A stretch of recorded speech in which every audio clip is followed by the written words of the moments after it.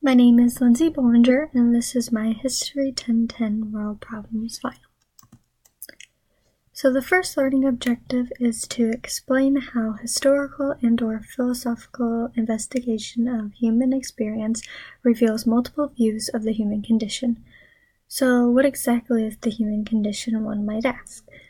According to the Oxford Dictionary, the human condition is the state or condition of being human, especially regarded as being inherently problematic or flawed.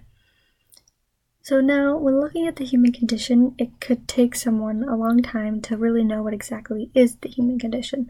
But I will stick with that definition because it is really straightforward and easy to understand. And one could also look at human condition as humans' capacity for what is good and evil. The Great Decisions article I chose for this objective is The Rise of Populism in Europe. This article really gets into the problems of immigration that has been happening in Europe and the opinion of how these people feel about it. The people fear that these migrants aren't adapting to the country, and they have had multiple terrorist attacks that have killed and injured many of their citizens. The alarming increase of the immigrants is concerning, and these Europeans want the numbers to decrease and have stricter laws to be put in place. As seen in the article, finding a solution is not an easy task for the European governments at this time.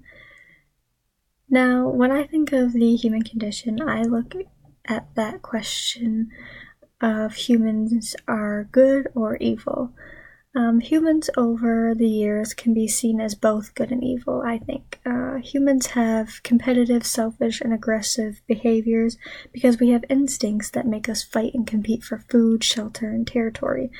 Also, humans have a conscience, so I believe, like, for example, with wars that have happened, they affect the human condition. Wars bring out the worst in people, and it reveals a lot about someone, but wars end usually, at least. So going to the good in humans, we can see that it all works out in the end, and then there's peace.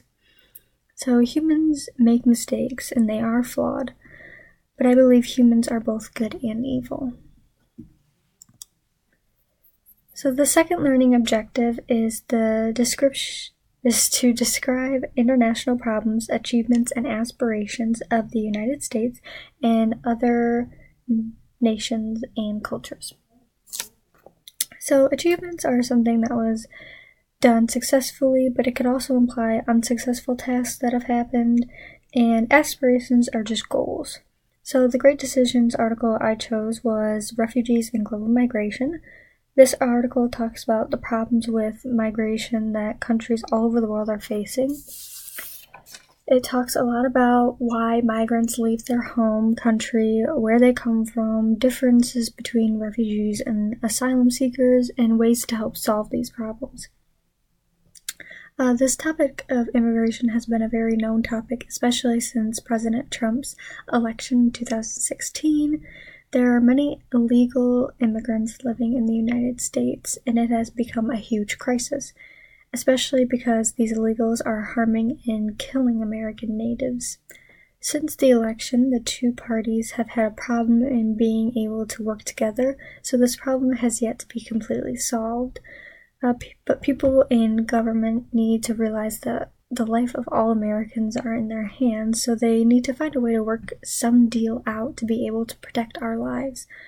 It makes me kind of angry to see that there are immigrants who work hard and take all the steps to become a true active citizen by taking the extremely hard test and going through that whole process, and then there are the disrespectful illegals who take people's jobs and others, they're killing and taking away American lives, and then they just really only care about their life and no one else's, it seems, and it's just really disrespectful, and it's not right.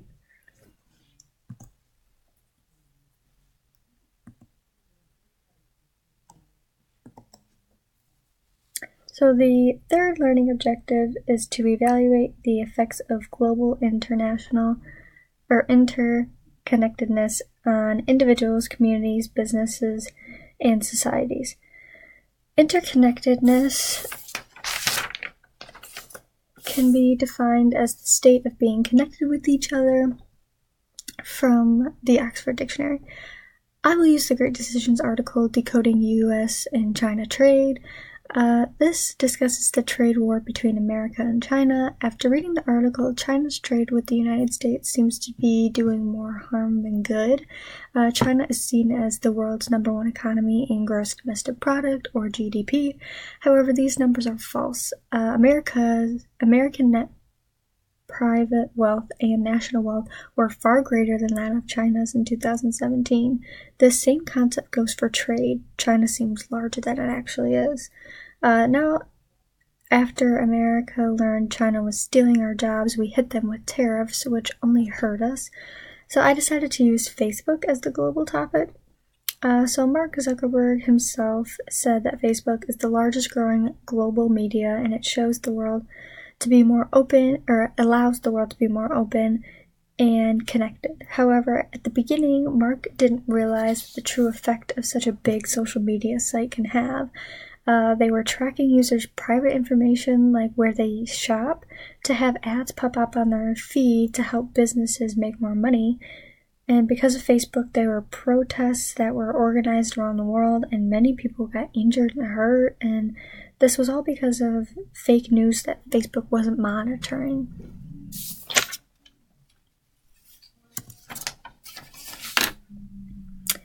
So the fourth objective is participate actively and productively as a team member and leader in a chosen area of community service for the common good. So now I have gone to Catholic school my whole life, so I have had to do a lot of community service hours.